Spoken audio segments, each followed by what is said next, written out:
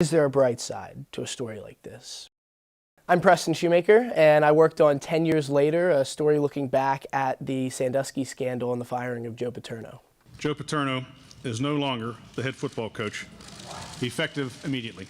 Gives you a little peek behind the curtain into the minds of some key figures who were involved in this scandal, what their opinions are to this day. And this was not about the nitty-gritty of who did what, who knew what, when, and how, and why.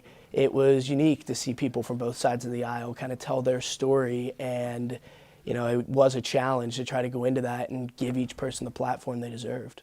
One of the stories I think of in particular that were never told before to the media was something that Governor Corbett told me about how his reelection was impacted. I've only had one person come up to me from Penn State. He's got a jacket on, he's got the Penn State logo on. I went, oh, here it comes.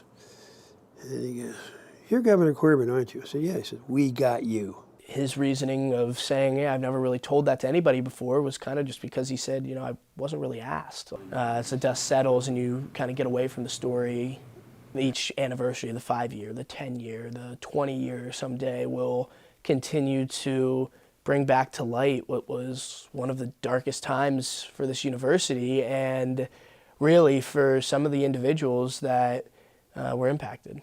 One opinion that stood out to me through most of the people I talked to for this story was that this wasn't a Penn State story. It was a Jerry Sandusky story, and that Penn State was cast into the spotlight in a way that may not have been warranted. And whether that's right or wrong, it was kind of shocking for me to see that on both sides of the aisle, that was an opinion that they were telling me.